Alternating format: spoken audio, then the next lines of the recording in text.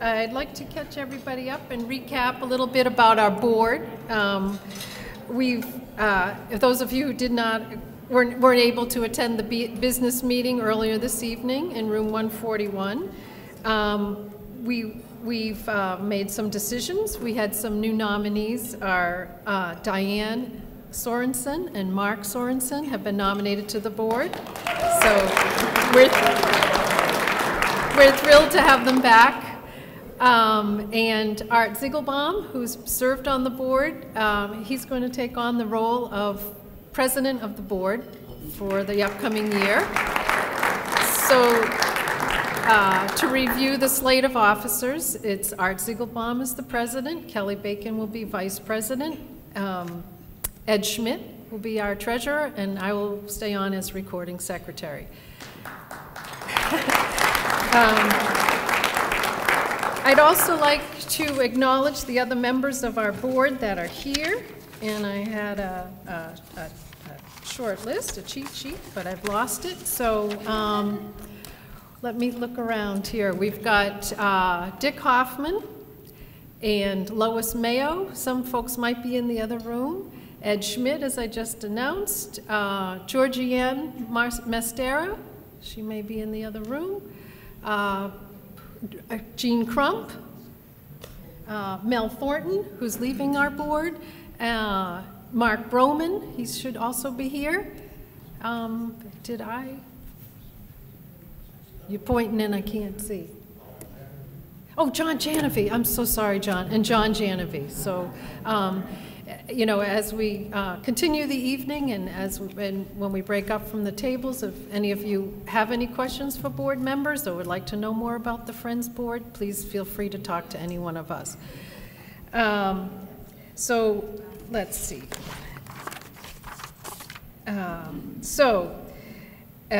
We've got our newly elected officers, and then now we're going to say goodbye to some of our rotating members. We've really appreciated their contributions to our board, and I'm sure we'll see them around at other events. And our first person I would like to bring to your attention is Mark Broman. Mark has joined the board in 2009, and he's held 2 officer positions during his time on the board. Mark served as board president in 2010 to 2011 and as board secretary in 2012 and 2013. And I would like to say that having worked with Mark, he has an uncanny ability to distill down a discussion right down to what we really need to know, what are we focused on here. And I've always appreciated his ability to work with everybody, and we're going to greatly miss his contributions to the board. So, Mark, could you please come up here and accept this award?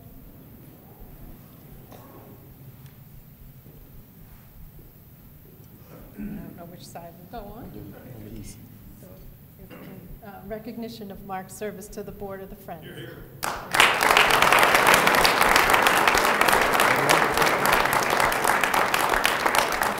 Thank you, Mark.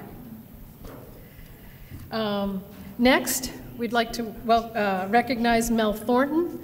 Mel served on the board from 2002 to 2011, and again in 2013 to 2014. Mel's service to this board, I think, is probably unparalleled. His attention to detail, his willingness to explore the conversation and draw out different people's opinions has always been appreciated. And so if you would, please thank Mel for his service to the board.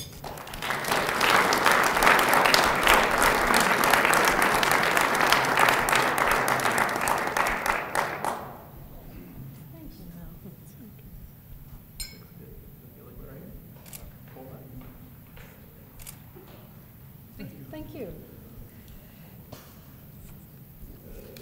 So please join me once again in thanking Mark and Mel for their generous service to the Board of Directors in helping us achieve our mission of supporting the state.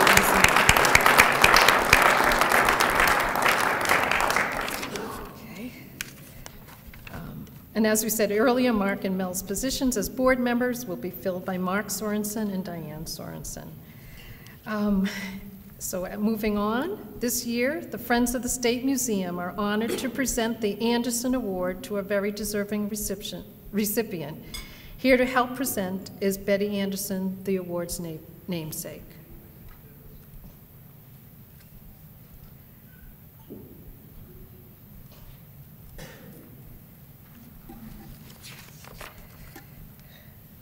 Tonight's recipient has performed extraordinary voluntary service to the University of Nebraska State Museum and its historic Bessie Herbarium for over 10 years. He has served as courtesy curator of botany for the museum since 2003. He reinvigorated the botany division by adding substantial new materials to the collections, eliminating the backlog of unprepared specimens, databasing the collections, now with over 128,000 records on the web, and establishing a formal research library for the National Science Foundation. He has initiated and supervised the deaccession and transfer of over 10,054 Asian botanical specimens to the Smithsonian U.S. National Herbarium. He has co-authored in 2007 The Flora of Nebraska, which is the first comprehensive inventory since 1936 of plants found in the wild in Nebraska, and has since published an update. The Friends, with Betty Anderson, would like to present Dr. Robert B. Kaul with the 2015 Anderson Award. Dr. Kaul, can you come forward?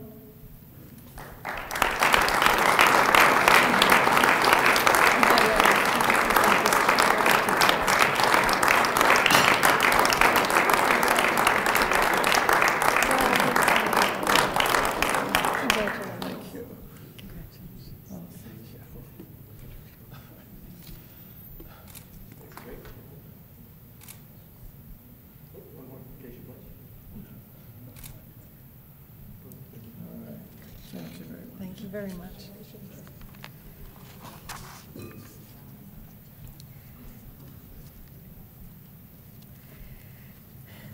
And now, where did Matt go? Oh, okay.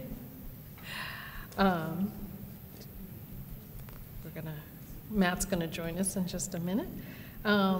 It's a pleasure to be here. I'd just like to maybe, while we're waiting for Matt, I could tell you a little bit more about myself. Yes? You're on there next? Oh, you're not in my script. Okay, so I don't have to fill that. Okay, so, so now we're going to invite Mark Harris, who's the Associate Director of the State Museum, to introduce and present the Carpenter Award. Sorry about that, Mark. That's all right. Ladies, you're supposed to follow. Thank you. Hi, everybody. Student workers are the backbone of Morrill Hall operations, and tonight we have a new award to honor longtime outstanding students. This is the Carpenter Award, named after Leah Carpenter, who served longer than any Morrill Hall student I know of, 8 years, ending in 2008. And Leah, don't worry, we're not here to make fun of how long it took you to graduate. This is all about acclaim tonight. Leah's time here really did set new benchmark for student workers and what they can accomplish. And on the wall up front, we have a new plaque honoring 6 initial award winners retroactive to Leah's time here. And along with these 6 names, it has a lot of blank nameplates yet to be filled. In fact, 2 current students will certainly earn a spot when they graduate, and I look forward to giving out a lot of Carpenter Awards in the future. 3 of the award winners could join us tonight, obviously. The rest are scattered and far from Nebraska, but they send their best wishes and their thanks. The 3 who have joined us are absolute best friends to this day, and that's a common phenomenon where Morrill Hall students make common bonds and do become best friends, lasting best friends. So the Carpenter Award officially states, for demonstrating outstanding leadership, responsibility, and initiative during your public service in Morrill Hall. By now you figured out that all the winners are female. So fellas, I'd like to think of that relating to the museum's student-employee gender statistics only. But who knows? I think of my days as a college kid, and I think there could be a lot of explanations for that. So here tonight, awarded first, those that are not here, and those are Jana Pierce, Bryn Roman, and Marissa Cardell. Even though they can't hear us, let's give them a round.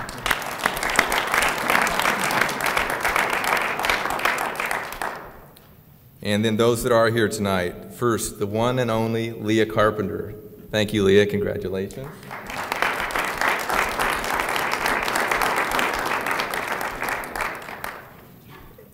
And also graduating in 2008, Natasha Florian Barbara. Thanks, Natasha.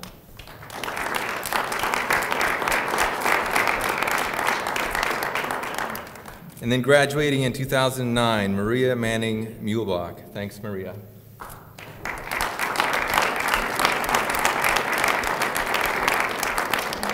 So as we make our way back to our seats, could you please join me in a big round of applause for the initial winners of Morrill Hall's Carpenter Award.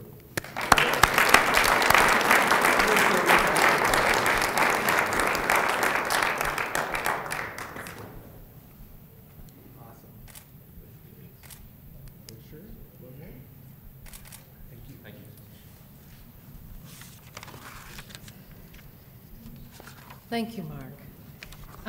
Now I'd like to introduce tonight's speaker, R.M. Matt Joeckel, who will discuss the museum as a cultural institution and a sacred space.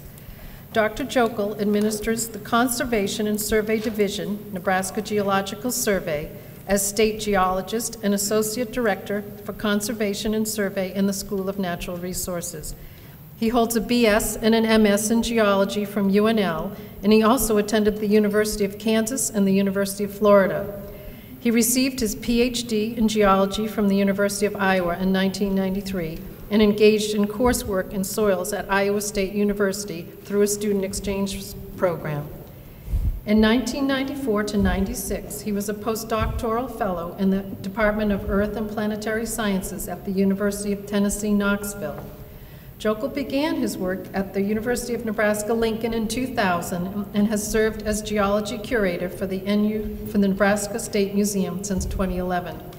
His main areas of expertise are sedimentology, the study of sediments and their environments of deposition, and stratigraphy, the study of rock and sediment layers, environmental geology, including groundwater, mineral resources, terrestrial paleoecology and paleoclimatology, and geomorphology.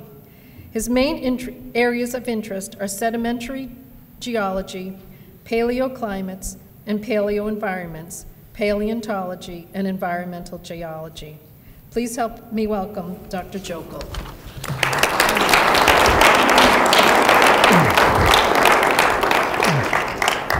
Thank you.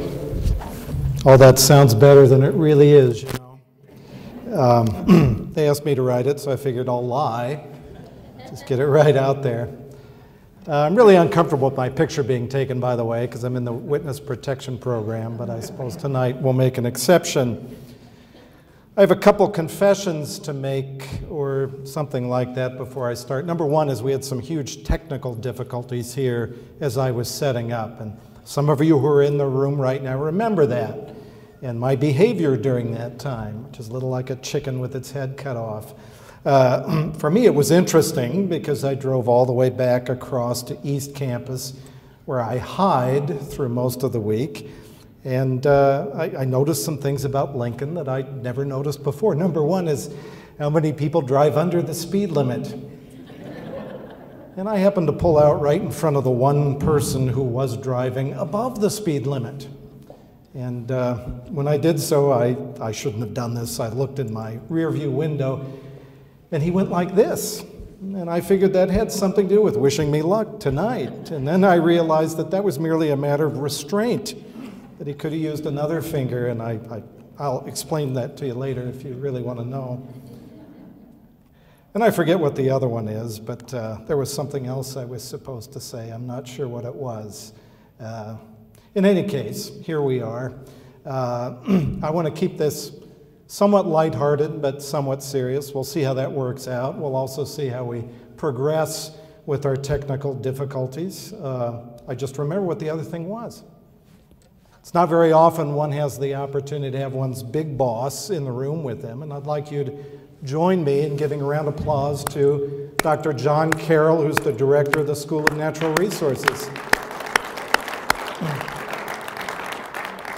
Remember, folks, it's evaluation time at the university. I should have told you that before. Well, anyway, I want to talk today about some ideas that aren't necessarily shared, perhaps, by the entire university. They're my own ideas to some degree. I'm sure that many of you share in the general sentiment, so we've got that disclaimer out of way. Let's proceed here if this will work. First of all, I have to thank all of you. I've started taking it upon myself to be more thankful. I can thank you for two reasons. Number one is for being here tonight as friends in the museum and supporting this great organization and its great traditions. Number two is much bigger. And I'll try to get some laughs out of you tonight, but right now is not one of the moments when I want laughs out of you. I'm deadly serious. I work at a great public institution in a great state, and all of you out there contribute in some way to me having a job, and I greatly appreciate that in many ways. So thank you for all that you do all the way around. And that's the first time I've said that and no one snickered. I mean it. It's a good thing. It's a good thing to have a good public university right here in Nebraska. I had hoped to avoid this part, and then at the last minute I figured I'd throw it in for cheap filler. I didn't want to get up here and talk about my own research. You probably get enough of that. I know I get enough of it from my colleagues, really quite up to here. But I suppose by way of context, it's good to throw it in there, and maybe I'll make a few gaffes along the way here, and we can have some other laughs. There I am, carefully concealing my bald spot. Here are the things I'm not. This is another thing that has come to mind to me in recent years, that somehow it's more important to tell people what I am not rather than what I am. And I wouldn't pretend to be very wise, but I suppose it is along the line of something that's attributed to Socrates, that is, the only true wisdom is in knowing you know nothing. And so I figure at this point I've forgotten more about geology than most people will ever learn, and maybe that's okay. I'm none of these things and more. I could probably add good husband up there too, Julie, right? But as time goes by, I think we all identify with less and less. In other words, we boil our lives down to the things and the principles and the ideas that are most important. And I hope you'll gather some sentiment in that regard from my talk tonight. If you don't, then I've failed. That's fine. You can go home and go to sleep. I'll stay awake all night. Oh, I forgot something else I was going to do. I'm very uncomfortable with the idea of being filmed. I'm not alone in that regard either, so I might as well get this out of the way now. Should have done it at the beginning. Hi, Chancellor Perlman. It's good to see you. I love you very much. And thank you, too. So we've got that out of the way. All right. I'm really here tonight, not because of any of the things I am or am not. I'm here because, for better or for worse, in no small way, I have a job. I have a PhD. I'm a scientist because of this museum. As a native of Lincoln, I grew up in this museum in large measure. My father would bring me here. Julie, my lovely wife and very supportive and tolerant wife, I might add, was telling me a story before I got up here. I think it was intended to relax me. She was telling me about her good friend, a good friend of mine as well, who just got a dog. But she said, you know, they went and got it, and, you know, it was skinny and had a wrinkly head, and I didn't realize that my father had gone to live with our friends. But anyway, my dad's a good guy. My dad took an interest in being a father and took me down here. It didn't hurt matters at all that my mother prodded him to do that. And that is chiefly how I got interested in geology and paleontology and science in general, as well as, I believe, trying at least to be a good citizen. I know that much. I may not know much else. Of course, I drew the short straw. I've got the smiley face. Well, in point of fact, I didn't draw the short straw. I'm happy to be here. It's a great pleasure and a great honor. Here's some of the things I've looked at. Granted, they look like boogers, but one of my interests over the years has been in looking at strange and unusual microenvironments for minerals, unusual near-surface, low-temperature geochemical environments in which interesting minerals form. I'll point out this one right here, veshegiite. That's a phosphate mineral. It's been documented probably in less than 20 localities around the world. And there's an old saying in Russian, apparently also in German, that translates something like this: even a blind pig finds an acorn now and then. And there we found an acorn with a veshegiite, something really unusual. Other strange things I work on from time to time. Here's some insect burrows in the Ash Hollow Formation. I was introduced as being somebody who's interested in paleoecology. Well, the activities of burrowing organisms in ancient sediments and soils are certainly of great interest to a number of geologists. Here's something that basically came from an ancient cicada, a burrow, and the animal backfilled the burrow as it moved back out. Here's some big burrows. These were made by vertebrates, rodents, probably large carnivorans. These are also in the Miocene Ash Hollow Formation out in western Nebraska. And somehow we skipped a few slides there, but enough about me. We'll try to backtrack just one. Never works, does it? I need to do this one because my good friend and colleague Shane Tucker is in the back of the room. He and I have done a recent paper here on fossil rodent burrows from an underground mine in Nebraska. These are also of Miocene age, about 7 million years old. Real treasures, very important finds. I always tell people I don't need graduate students because I have Shane to do all the work for me. Fine young man, fine scientist, lucky to have him as a friend. Here's at the same locality another fossil rodent burrow, spectacularly preserved. I also look a lot at sediments, but they're maybe not so much fun, so let's skip over that. Sometimes I look at depositional environments of modern rivers, and here's Shane again, and he's out of luck again. I'm making him crawl down in a hole there. This is a scour produced by the 2013 flooding along the South Platte River in Nebraska. So a little bit about the strange things that interest me, and occasionally I actually do something substantive for the museum besides standing in front of 100 people and boring them silly. I did this display for the museum, and I had a lot of help from Joel Nielsen and some of the other folks here, George Corner.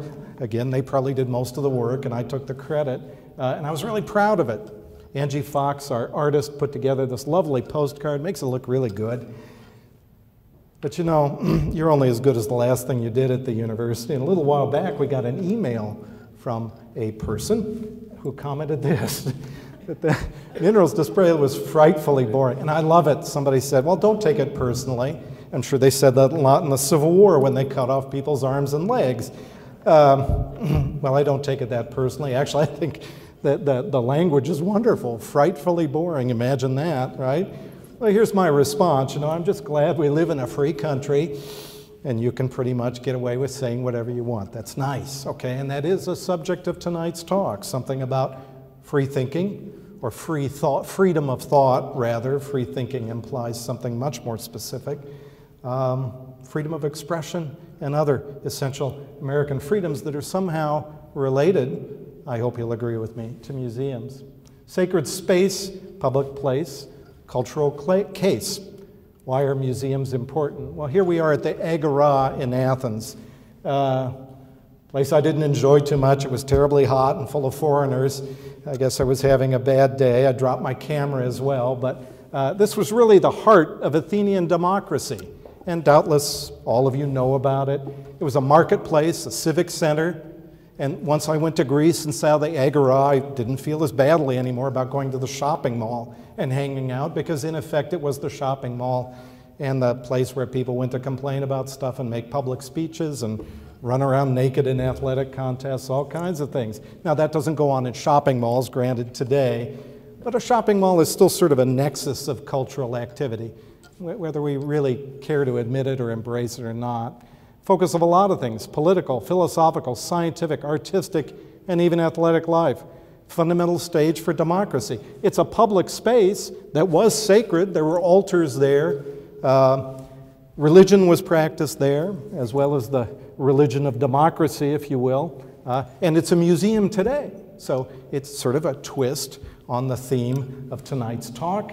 It's a sacred public space that became a museum. Tonight we want to talk about a museum in itself as being a sacred public space. I like this quote attributed to Hypatia, that greatest female philosopher of the ancient world, and according to some people, the end figure in the history of of classical Greece and Rome. Reserve your right to think, for even to think wrongly is better than not to think at all. Couldn't give you that in ancient Greek. I'm sorry, I could only give you the English translation.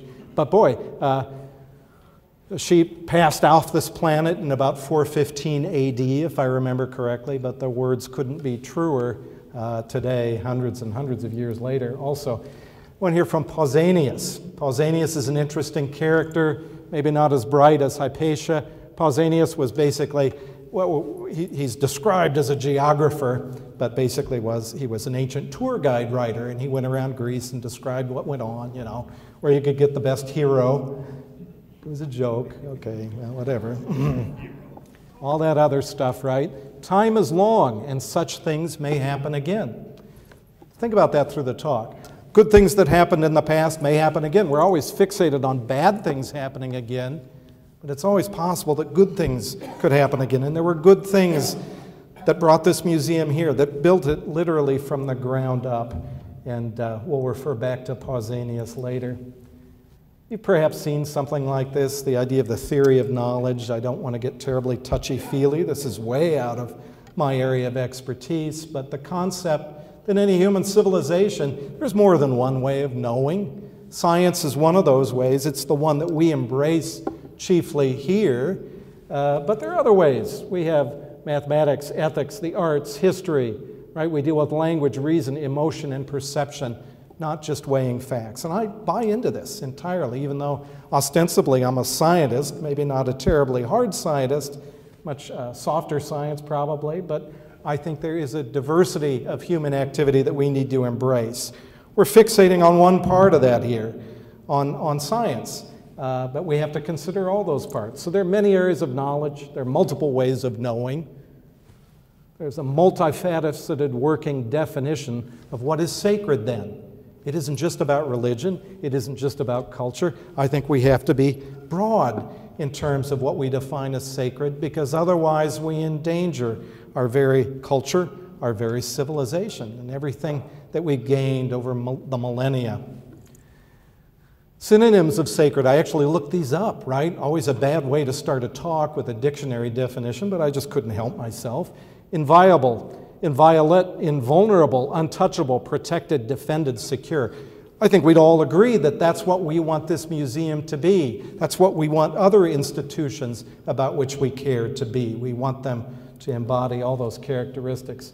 And we want to consider that lots of things belong in museums, that our Barbour fricki skull, this wonderful, unusual animal, the holotype of which is in the collections here, is just as important as the Mona Lisa. They're both great. They're both treasures. They both need to be preserved. They're both sacred in some sense of that word. So if we look around us, we see lots of sacred spaces. Right here in Lincoln, the original sacred spaces, places of worship, they are still important. Freedom to worship, freedom not to worship. It's one of the wonderful things about being in this country over all these years. Concert halls, public buildings like our lovely state capitol, libraries, even if they don't have books in them so much anymore, right? Art museums, parks. They're a representative mosaic of who and what we are as a people down through the ages. But what's missing? What's missing is an aspect of all this that a lot of people outside of this room and outside of the sphere in which we tend to affiliate ourselves simply don't understand, and that's What we're in right now, a natural history museum. It belongs up there as much as any of the others, just like there's some equality between the Mona Lisa and the skull of Barbour Fricki. Remember our definition, our synonyms of sacred. I think we want them to apply to this place, and I think we want this place to be a sacred space. And then you have to go to the Union of Concerned Scientists webpage and see what they have to say. I've long wondered about the Union of Unconcerned Scientists. I think they probably sit around with their heels up on their desk drinking coffee, and that sounds a little bit like my building, John. I'm sorry, but you know, we've probably been there and seen it. Well, you know, scientists, I think, I'll admit, sometimes get a little carried away with their own sense of self-importance. Yes, science is a powerful way of knowing. It's the only way to address many of the problems we face, but it isn't the only way of knowing. And this must have been hard to admit there for the Union of Concerned Scientists when they got together. There are other ways of knowing. Well, in fact, those other ways of knowing, even if they apply mostly to our personal and cultural lives, they overlap with our lives in science, and they shine very brightly on how we choose to interpret a natural history museum as a sacred space. Okay? Opinion, belief, and other factors, they are still important, guys. We're not machines yet. I know they're working on that somewhere, but we're not there yet. Let's consider what the characteristics of a sacred space in a modern civilization might be. Number one, places in which important questions are asked, even if the answers aren't forthcoming. You don't always have to get the answer. I think at universities, sometimes we're led to believe that that's all it's about. Sometimes the most important thing is just asking the question, getting it out there, formulating the hypothesis, getting the ball rolling. There are lots of people, it's come down to me over the years, who think that you don't make mistakes in science. Science is all about making mistakes. If you didn't make mistakes, if you didn't get electrocuted once in a while, you'd never figure it out, right? So we don't have to have the answers. We just have to be curious enough, motivated enough, soulful enough, interested enough to ask the questions and have a sense of wonder about it all. There are places where important things, whether abstract or concrete. Here's some concrete things. Well, they're not, some are made out of plaster actually, but for the most part they're real bone, right? Abstract and concrete things are kept safe in the general interest. That's true of all those sacred spaces. They're places for contemplation and personal growth. I've done a lot of personal growth walking through this museum. I did a lot in the half hour before the talk, going back over my entire life, wondering, why am I here in front of these people, right? But we do that. It's important to how we develop as human beings in so many ways. Other ideas here. There are places that educate us. This place does a very good job of educating all kinds of people. There are places that edify our condition. Did you ever think of that? You know, we're fixated on stuff like money, results, notoriety. Those are all good things. They power research. But just by being in a building like this, you're edifying yourself. You're part of something bigger, part of something greater, part of something intangible. You're not sitting in front of the television set. And I know I do that a lot, but it's good to be edified. Quiet way to make progress spiritually. Move forward here again if we could get this to work.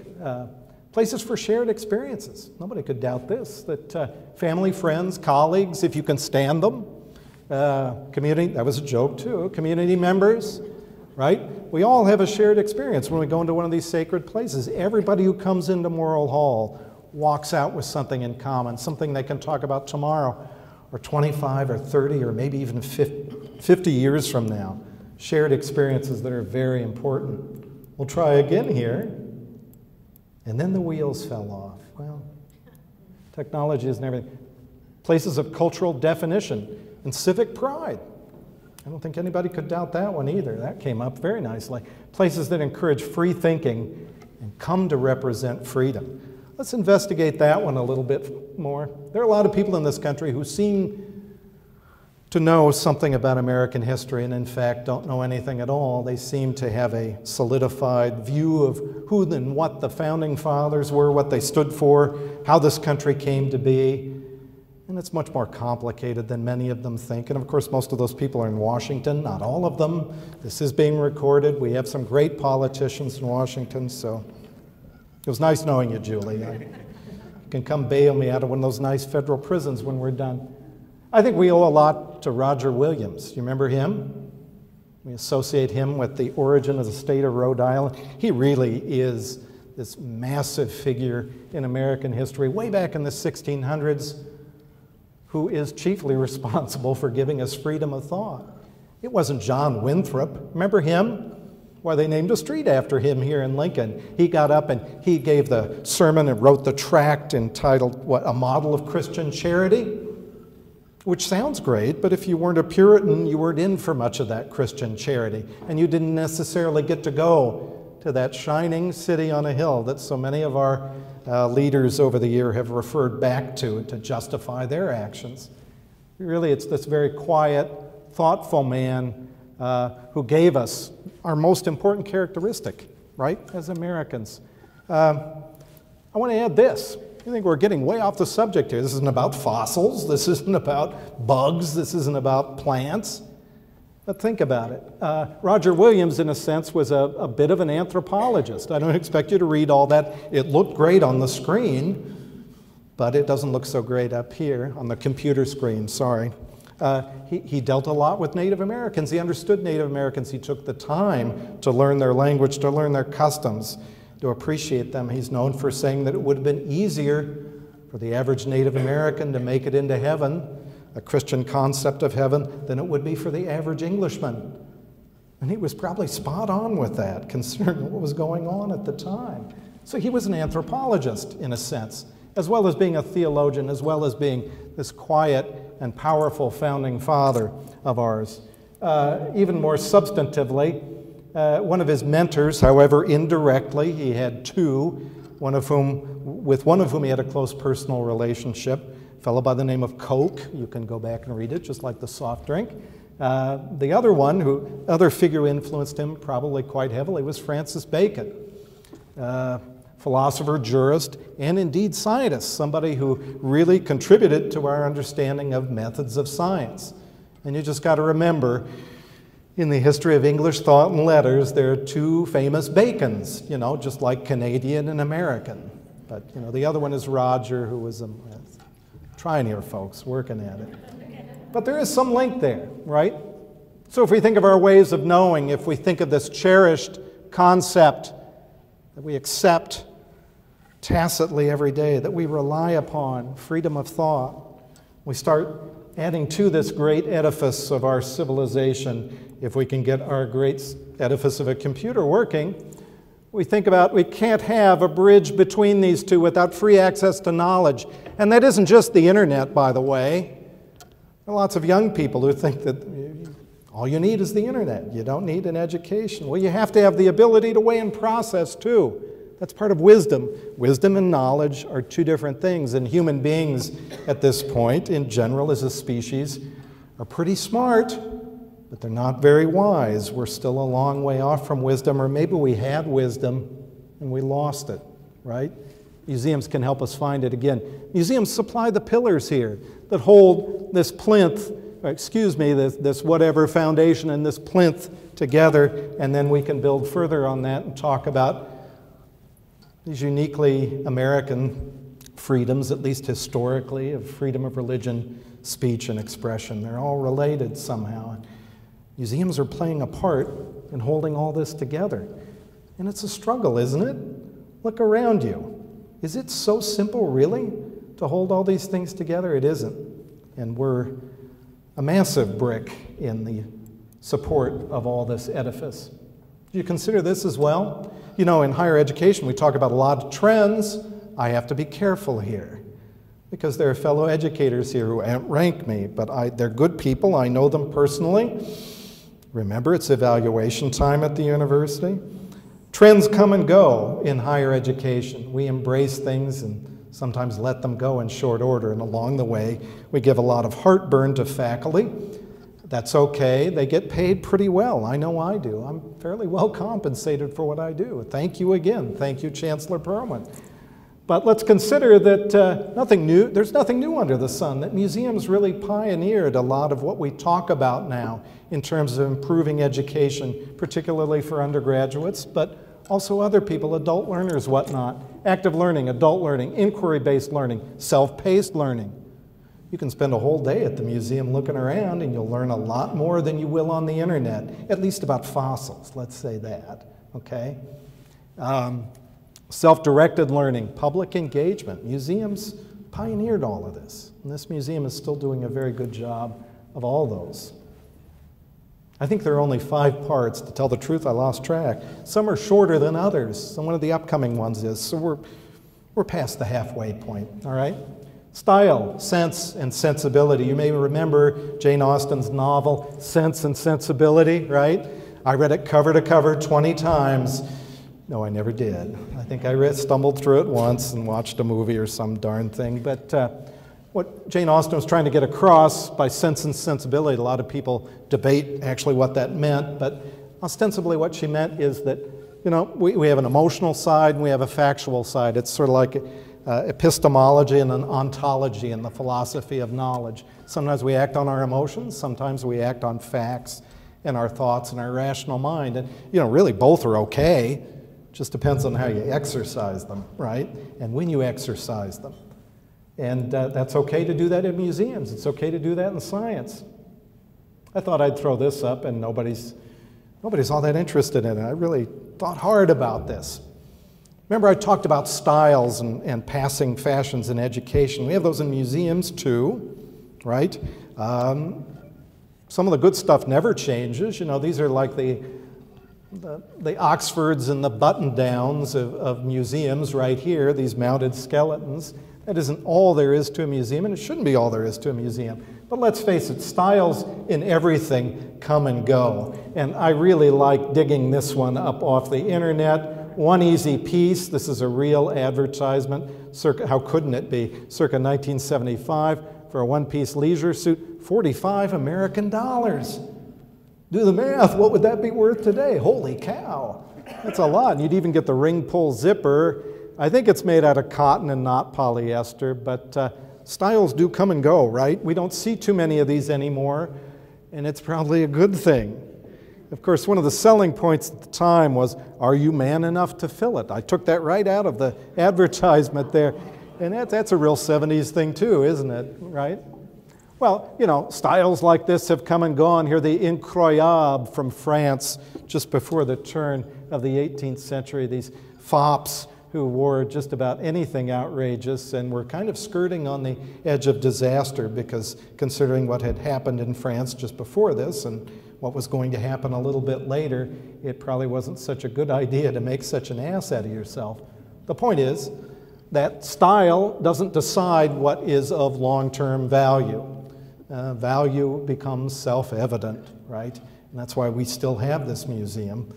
And we'll find out where this museum is going next here in an upcoming slide. However, there's, you know, despite the fact that styles come and go, there's some things that clearly last forever, right? Some of the old ways are worth keeping, like these guys, like some of the Dolan murals, like the fact that we have a museum at all. Here's an Etruscan fibula from the 8th century BC, and remember the Etruscans were kind of funny people. They taught the Romans everything that they needed to know, but they also tried to predict the future by looking at the livers and kidneys of pigeons. And I don't think that worked out so well for them, because they kind of went extinct as a civilization. That practice is called haruspicy, and I'm sure there's some place where you can get an online degree in haruspicy, in divining the future from the entrails of animals. Look for it out there somewhere. A fibula to an Etruscan and a safety pin to us today. They're the same thing. They work the same way. There's a reason why we still have them. Why? So we can open it up and poke ourselves by accident. No, because it works, right? And if you're totally unimpressed by that, think of this. This is Lisa Madden, Miss Ireland 2014. I came across Ms. Madden's photograph on the internet, and I looked at it, and I looked at it, and I looked at it. Then I realized I wasn't looking at Ms. Madden at all. I was looking at her costume, which is pretty amazing, pretty outrageous. If you look along the side here, there are these things that look like, I don't know, rings with crossbars in them. And they're non-functional, like a lot of things in fashion. And then it struck me what they really were. I've seen this somewhere before. Well, and they're the Celtic version of a fibula. They're penannular brooches. They're stylized penannular brooches. Here's one from Iron Age Britain. These things have been around for millennia. Why? Because they work. And here they are being resurrected in a separate form on Miss Madden's costume here. Little updating never hurts, perhaps, but good things are worth keeping. Museums are worth keeping. Museum collections are worth keeping. Mounted skeletons are worth keeping. All kinds of things that we think are important in this room are truly worth keeping. And on that subject, let's look at dear old Nebraska U here. Let's look at all the great things that have been accomplished at this university over the years since just after the Civil War. Here's a list of firsts that I'm certain you can read from the back, right? No. We've got our first experimental farm, 1873, all the way through our first research park in 1997. Did you know that? We had one before we had the one out at the State Fair. Well, they're not exactly the same thing. Well, you get the point. All kinds of great firsts. First football team, 1890.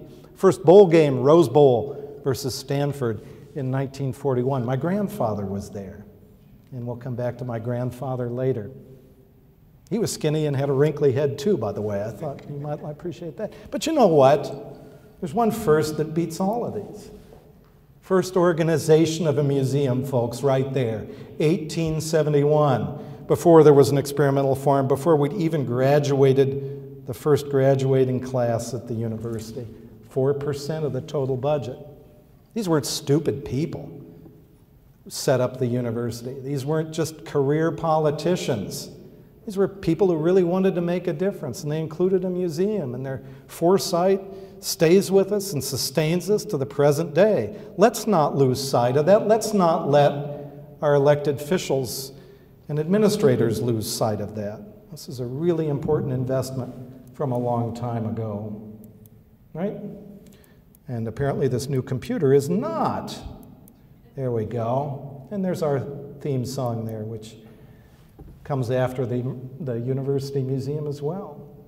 Museums have collections for a good reason, not just to take up space, not just to cost money, but because collections are important. They're a fundamental part of doing natural science. A huge part of scientific endeavor relies on natural history collections of various kinds.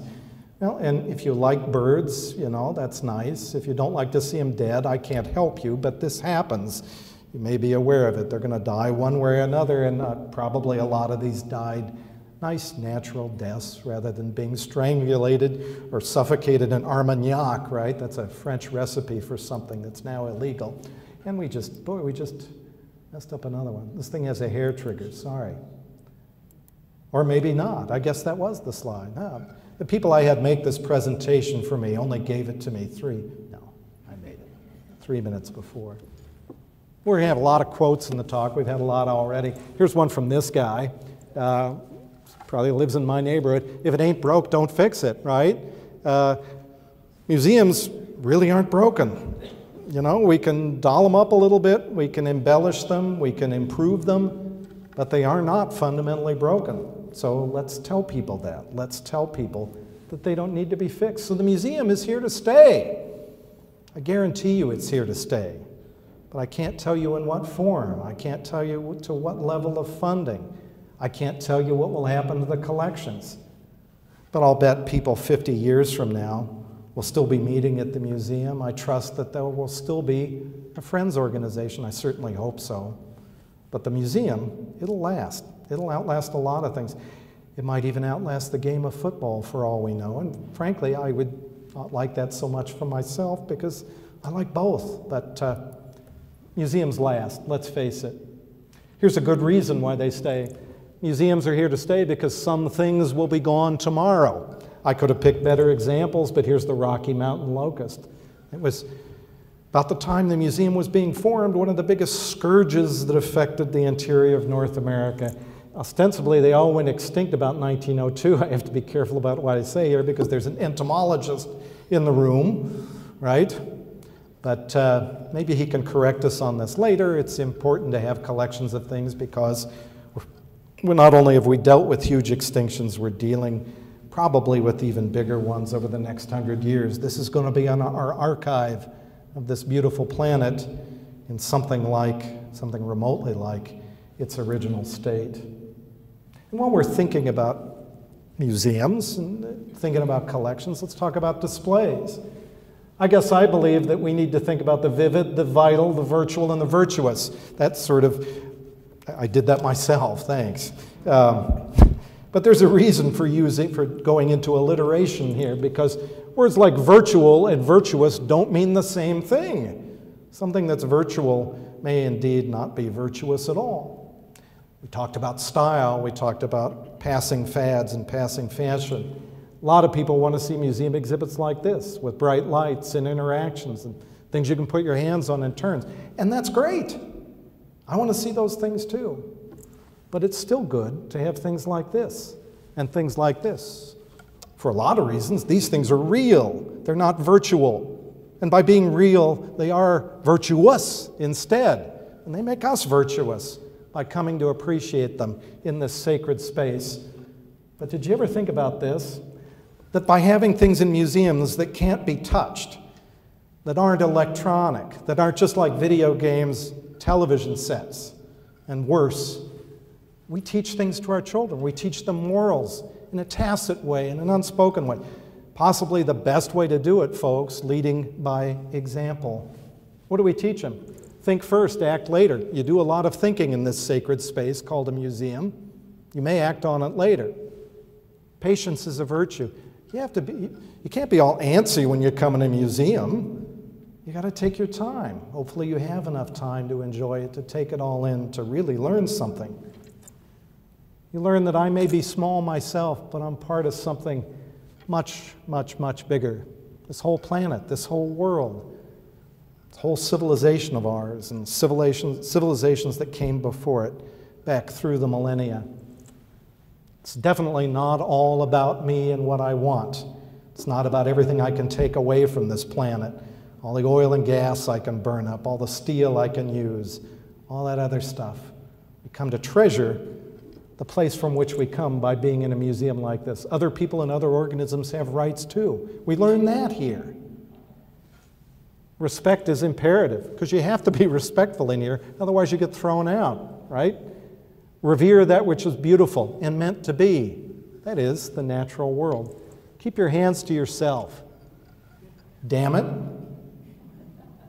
Some things you just shouldn't touch. And if we're not teaching our children that, we've made a huge mistake.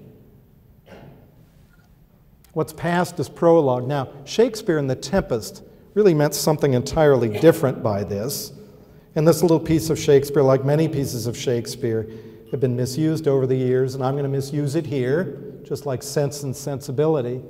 But the idea that something did come before us way, way back, going back almost 4.6 billion years and even farther, and in this very museum, you can find evidence for the past, all of the past, parts of the past, and the prologue that they provide. We're getting close. So if we think about a museum in time, like this museum, it incorporates the past, the present, and the future. They all converge together at the M, which does not stand for Michigan, it stands for museum. Museums are singular places in that regard.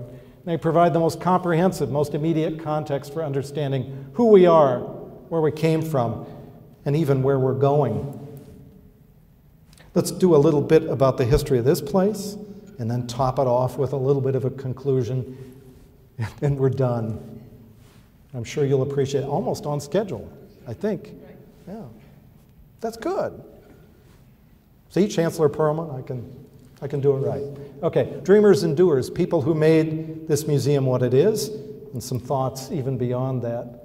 I think anytime we talk about universities in the United States, we have to consider the land-grant mission. A big part of my job, a big part of my boss, John Carroll's job. We have to think of Justin Smith Morrill, who pushed the concept of a land-grant university through. If you look at the administration of Abraham Lincoln, so many wonderful things happen. We finally began to concede that human beings have equal rights regardless of color. We finally began to concede that we had to make some kind of investment in a future, in a democracy. And that investment had to come from people providing money of their own free will or not. It's good to pay taxes. I'm sorry, but it is. They go to make our quality of life what it is. So we have public institutions, we have land-grant institutions. I hope they're here for a long time. I wonder sometimes if all of you in the room consider that they're endangered to some degree, that indeed public universities in general are endangered to some degree. And you know what, folks? We keep hearing that there's not much money, but we have more stuff than ever. I have more stuff than I ever thought I had as a kid back in the 70s, and a lot of that stuff is stuff I don't need. So that money's going somewhere, and I think many of us know some of the places it's going. Maybe we need to start reinvesting. Maybe we need to change our culture. Maybe we need to come to appreciate the public universities are sacred spaces as well. We have Charles H. Morrill over here, Nebraska visionary philanthropist. He wasn't college educated, but he provided the money to make this place, and he was good friends with E.H. Barbour, who was the scientist chiefly responsible for the museum. These two were actually related. My colleague George Corner, who has won an award at this museum at least twice. You can find his name on a plaque back there. Somebody who's given his whole life, basically, to this museum, actually figured out that they are distant cousins, and that makes perfect sense. They have the same last name, but you know, they could have been named Smith, and they, you know, whatever. But I think the person you really have to go to understand this museum and why it's here and what it means is E.H. Barbour, a remarkable person. I wish we could go into great detail about his life. Thank God we can't, because we want to get home here. But if you ever really want to read about the Victorian gentleman, the polymath, the person who was motivated by curiosity alone and had a good heart, it's E.H. Barbour. He also had the same job that I have now, fundamentally, that is the job of state geologist, and I'll never live up to the person that he was. I hope I come close by the time that I'm done and retired. Remarkable person. He was interested in everything, took an interest in everything around him, unlike many people today. Unlike probably the average college professor today. It's much more canalized towards a certain kind of action, a certain course of success, etc. He was a champion iris grower. He's responsible for impressing people that concrete architecture was sustainable and important. He helped design Wyuka Cemetery, all kinds of things, right? He didn't have a computer, so he didn't have to worry about that. And I can imagine he could put more time into irises because he didn't have to worry about whether or not it would work. Here's a quote from it. It's the consensus of opinion that with proper support, the University of Nebraska State Museum is destined to become one of the great museums in North America. Well, he gave us a good start. Maybe it's up to you and other folks to make sure we get the rest of the way there. How about that for a challenge? This quote here, we'll come back to it. The one that was attributed to him by his great-granddaughter, I believe. You cannot know to whom you are speaking when you talk to children. It means it's important to invest in kids. They're going to grow up to be important people. You're not the important thing, really. They are. It's what you do for them. It's whether you let them into the sacred spaces and teach them how important they are, and dare I say, even do them the favor of teaching them to keep their hands to themselves. And there he is with some of his grandchildren. He's a man for all seasons. He came from Yale. He started school late by the standards of the day. I empathize with him a lot because he really didn't get into the workplace until he was in his early 30s.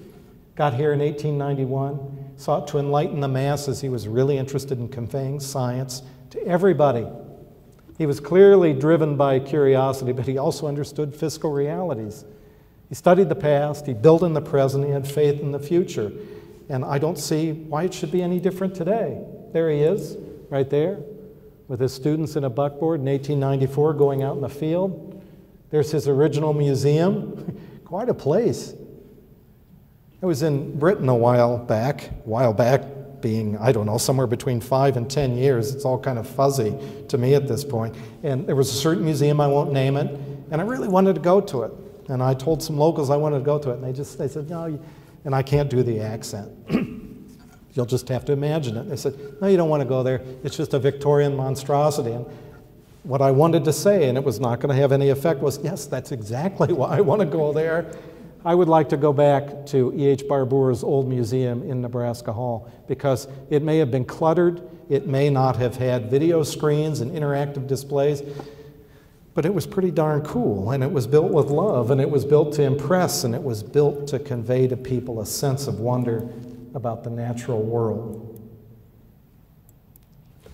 Okay, all I needed to know personally about museums I learned from E.H. Barbour. Curiosity abides, never underestimate either its importance or its power. Wonder is everywhere. Keep your eyes open. It's good to keep track of things, all kinds of things, from irises to concrete construction. You never know when you might need that knowledge. You never know when someone might benefit by you archiving that knowledge in some form. Children count. So does everybody else. Engage the public. Keep building and they will come. He had faith, he built this great building, people are still coming. Museums are sacred spaces for all people and for all time. You know that he knew that because he has all these lovely photographs he made of cuneiform tablets from 2,000 years ago and more, 3,000 years ago and more. They're bridges from the past to the present to the future. And we can't forget Siebertrand Schultz, who followed him. Barbour directed the museum for 50 years, if you can imagine that. So his imprint here is indelible. Schultz, who was his student who followed him, he directed it for a good chunk of time too, more than 3 decades. He's responsible for a lot of the, dare I say, more modern aspect of the museum, and maybe that doesn't mean much to you, but he really consolidated the collections during his tenure. NSF money came in to move the collections to Nebraska Hall. He was responsible for some big-time government-funded field collecting, the Hall of Nebraska Wildlife, the Health Gallery, which isn't with us anymore, but I'll tell you, terrified the hell out of me when I was a kid, because you could go see a plaster baby being born, and there was a plaster appendix coming out. Well, I learned something from that. I really did. It was important. The thing I learned chiefly was that apparently when they take out your appendix, if you ever have that done, that they put it in something that looks a lot like one of those little cupcake liners that you put in a pan. And if any of you remember that display, you know exactly what I'm talking about. The rest of you are just looking at me and deciding that maybe it would be a good idea for me to retire in 8 years at 60 rather than in 14 at 65. He was a big advocate for the Nebraska Academy of Sciences, which continues to disseminate and encourage scientific knowledge all across this state to young people, middle-aged people, old people, all kinds of people. But I do have to tell you this, kind of an interesting link between the two men. And if you were just starting to nod off, or you were already dead asleep, maybe this will get you back in the game. We don't have much longer to go. The apocryphal story, and I'm really hoping it's apocryphal, right, is that because Schultz was a student here while Barbour was a professor, and Schultz was interested in music. He had founded a couple of bands, as I understand it at least, you know, real old-timey stuff. They played the music that went with the Charleston and all that. And I want all of you to turn around right now. All of you in this room. Yeah, just keep looking at me. Don't do what I say. Turn around. I want you to look up there. And you can see a flapper cave woman. If you'll notice that, she looks like she just got done doing the Charleston. Every time I come in here, I'm impressed with that. The guy is sort of a rugged individualist type, but the woman is definitely a flapper without much on. And I wasn't around back in the Paleolithic. I act like it sometimes, right? But I wasn't around back in the Paleolithic, but I don't think they looked like that. Anyway, the influence of the 20s was strong, and C.B. Schultz, who became director of the museum, was a young man then. Chicks really dug it when you played the trombone, you know, and danced the Charleston. He was in a quandary about whether he would stay in the band or go join a museum collecting party. And the story is that E.H. Barbour caught him in the men's room, in this building, I'm assuming a couple floors up. and said, "What will it be, young man, bones or trombones?" But the part of the story I really liked, the part that was emphasized upon me, was that there was some finger waggling, like that. And over the years, I've considered that probably something else was wangled at the same time. And so somewhere between the two organs being waggled, C.B. Schultz got the point and went on to great things. But there's that bathroom right now, probably the marble stall there and the tile floor, probably the same, the same ones that were waggled upon. So the museum is here to stay. We've established that, but I want to ask you a question. Would we build it today? Would we go to all this trouble? I don't think we would. Would we build a beautiful state capitol? It's tremendous work of art that looms over us every day. It has beautiful art in it, beautiful symbolism, philosophy, nature, all kinds of ways of knowing embedded in that sacred space. I don't think we would. I don't think we'd pass the bond issue or whatever the hell it would take. What does that say to us about people? Again, we have more stuff than ever. When these edifices were built, most people were lucky to have a car or a motorcycle. Now we've got multiple cars. We have all kinds of stuff. And we take trips all over the place. I don't think we're investing too much in our futures, are we? Science and substance and shadow. We're in the home stretch. When we look at science, its great edifice that towers over us in a different way today, scientific funding, scientific research, all the questions that hinge upon science, global warming, all kinds of things that involve public interest, public inquiry, or maybe public ignorance. We have to consider that there are two parts to science, at least. One is the sunny slope, big science, the achievement part, getting answers, getting results, getting fame, getting money, being in the academy, being at a university, the exclusiveness of it all. All those things have to happen for science to get done, for science to be useful to society. But there's another part of science, over here, the secret shadow of science, little science, the day-to-day epiphanies that we have, whether we're scientists ourselves or we're members of the public or little kids coming into the museum, putting A and B together on their own. There's still a lot of little science that needs to be done. Don't be fooled by what you hear. It's not just big science that needs to be done. There are lots of small questions that contribute to the edifice, that make it work. Questions rather than answers. I got into science, I always tell people, not because I wanted all the answers, but because I liked the questions. And I don't ever want to know all the answers, because then it wouldn't be fun anymore. What would be the point? There'd be no more romance left. There'd be no interest, there'd be no joy, at least for me. It's all about the process in the shadow of science. It's all about getting there, making mistakes, learning, experiencing. It's about connectedness with nature, something we desperately need, right? By 2050, more than half of all humans on the planet will live in cities, pretty rotten cities at that, let's face it. We're getting farther and farther away from nature. It's about wonder and humility. We could do with a dose of both, could we not? Humility about our place in society, humility about our place in history, and more importantly, humility about our place in nature. It comes down to being about funding constraints too. It's hard to keep a museum going. It's hard to keep intellectual diversity in the sciences going at a university. It's about the public, it's about inclusiveness as well. So both good and bad things. This is really where our other ways of knowing come in to influence science, I believe. And if you really think about it, natural history museums are the best bridge between these two faces of science. Let's think even more. We don't have any Nobel Prize winners without these things happening first, I don't think. Or maybe we have a few of them. A patent clerk comes around now and then and figures out the universe, right? But a lot of people who get interested in science get interested in it because they come out of the shadow. Or maybe, as in my case, they always have one foot or one leg, or maybe most of the body over in this shadow of the edifice of science. So these really the two go together. It's not yin-yang, they're complementary, and museums play a big role in this. We'll skip over this one in the interest of brevity. I missed that one, but that's okay. Let's go back and think about E.H. Barbour just a little bit more. He understood it. He understood that shadow of science, the part of science that's influenced by other ways of knowing. He made this great photographic collection. He took pictures of all kinds of things. He was a serious researcher, but he could never get over things like this. And you got to love the man. I never met him, but I love him because he took a picture of this tree at Warbonnet Canyon in western Nebraska that had grown into a loop. You know what? Most of the graduate students I know and most of the faculty I know probably wouldn't notice that tree. You want to know why? They couldn't write a paper about it. They couldn't get a grant out of it, but it's still important to see the tree from the forest, if you'll pardon the pun.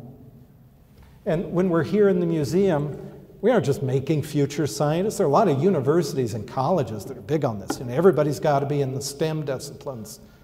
Well, that's great. We need more people in the STEM disciplines. We need more women. We need more minorities. We even need more white men, probably as well, because there are lots of problems that need to be solved. But it is not the case that everyone needs to be a scientist. That's crazy. That's no way to have a civilization. It isn't. Civilization went along pretty well for a long time without a whole lot of science. Let's face it, or science was tied up in philosophy, etc. We aren't just making future scientists. That shouldn't be what we're all about. We're also helping to make good citizens and virtuous people because it is a sacred space and because we're teaching them everything that goes along with making the museum a sacred space. Remember this quote? I have to show you again. You cannot know to whom you're speaking when you talk to children. And we have people right in this museum who talk to children all the time. I think of Kathy French in particular, and Cindy Loop, and others who do a great job working with children from Lincoln and other places. 2 slides left, complete about face. Or maybe not. Let's bring it back to something else that's sacred in Nebraska. Something that is a sacred space to many of us, myself included, Memorial Stadium. It just keeps getting bigger though, right? Unlike the museum. Cautionary tale from football folklore.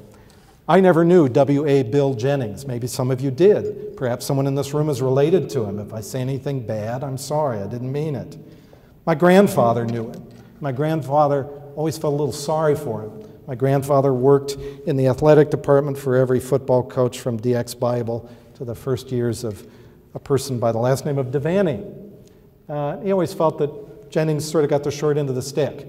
He was the calm before the storm. He was the guy who brought in some of the recruits that helped Devaney to his first winning season in 1962. As I said, I never knew the guy. I just heard about him. But I also remember a picture that was in a book that my father had that showed Bill Jennings walking down the sidelines in a Nebraska football game, doubtless one that was being lost because his record was .310. Which is still pretty good apparently for some people, but he's walking down the sidelines.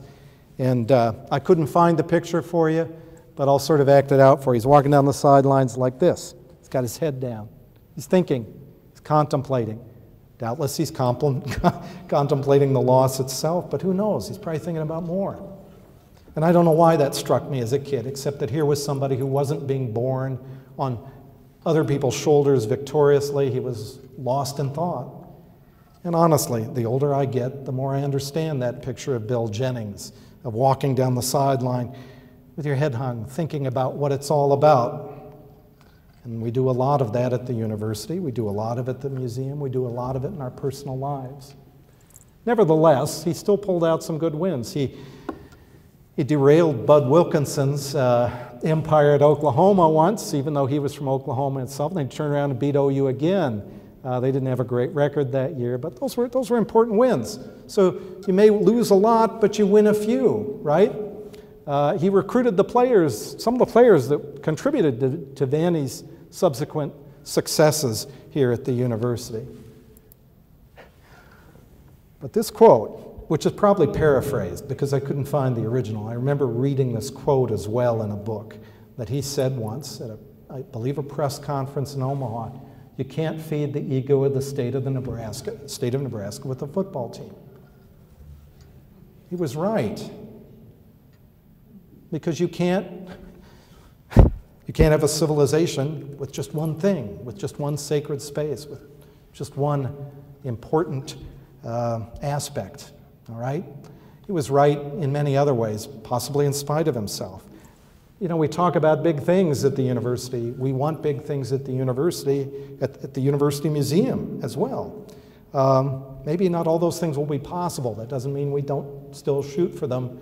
We preserve what we have. We do the best we can to build on that. But our first and foremost goal should be to preserve this sacred space. Remember the synonyms of sacred. It all had to do with defending, with keeping, maintaining, making things inviolable. And I'll remind you of this as well. Another quote that comes back to haunt us from the beginning of the talk, which now seems like 6 hours ago, at least to me. I'm sure to you it's more like a fortnight, whatever that is. It's something like a cubit. Laugh, it'll do you good. They say it releases endorphins. Time is long and such things may happen again, right? I don't know what the record will be next year, and we've certainly gone through firing another football coach for whatever reasons. But we can draw some lessons for this as we celebrate joyously that the talk has come to an end. We can learn some lessons even from Bill Jennings, even though I never knew him, even though I only know him from a quote, from some statistics having to do with football, and from a photograph. First of all, we encourage a fundamental knowledge of that to which we assign great value. That's what you're doing here. As a matter of fact, this final list of bullet points that students in my classes love so much, Death by PowerPoint, this is dedicated to all of you as friends in the museum. This is true of all of you. You encourage fundamental knowledge. You assign great value to this sacred space. We believe in the enterprise. We believe in this place. We believe in this university. We believe in this state. And in the team, whatever it is.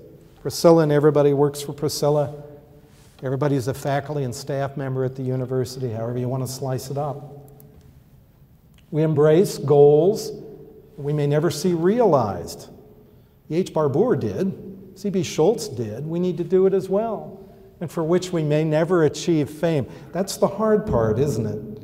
Especially in a society where, as I said earlier, we're only as good as the last thing we did. And I'm going to remind you again, it's evaluation time at the university.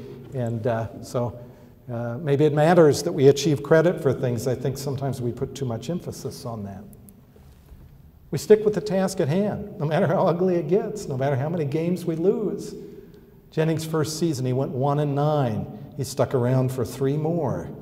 And at least they beat Oklahoma, right? At least he brought some young men here, probably taught them something about life, passed them on to somebody else to do even greater things. We may never get credit for what we do, as I said, but we do it anyway. Just like teaching at the university, just like a lot of things that are thankless tasks in the short run, but help keep our civilization going, help pass our values down to children and grandchildren. We're both optimists and realists. You had to be an optimist. After all, after a 1-9 season, what else are you going to be, right? You stuck around. You also had to be a realist. It wasn't going to be a 9-1 season probably the next year, although as it turned out, that's sort of how it worked for Devaney in 1962. Well, you can go home and think about that. That's a way homer. I'll keep you up all night and long into the early morning hours. Finally, we don't always win, but we keep playing. We may not always win for the museum. We may not always win for the university. But we're going to get back out there. We're going to try it again. Why? Because it's worth it. Because we recognize that all of this is important. We recognize that it's a sacred place, and we want to be a part of it. Thank you all for putting up with this diatribe tonight. I hope you got something out of it, at least a mild sense of entertainment. I don't know if I really want to entertain any questions, but it does say that officially somewhere on a glossy brochure. But thank you, and have a nice evening.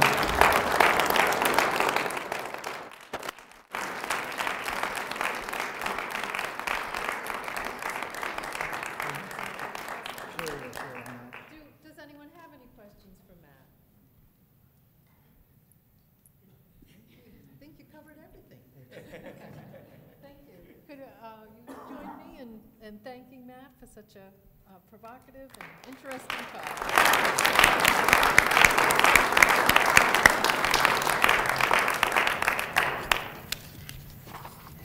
So, these These are the, before we adjourn, I'd like to also extend some additional thank yous.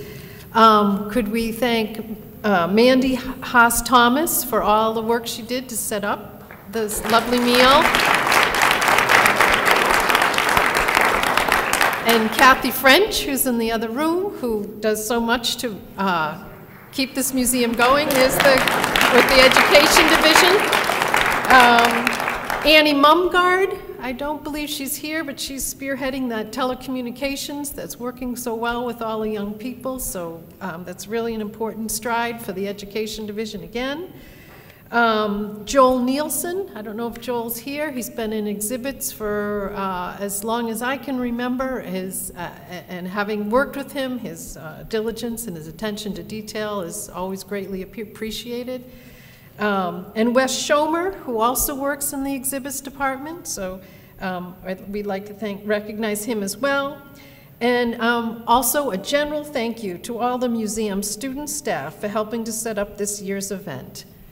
So with that, these are my concluding remarks. I'd like to thank you all for being here and for your continued support of the Friends of the Museum. Thank you. Good night.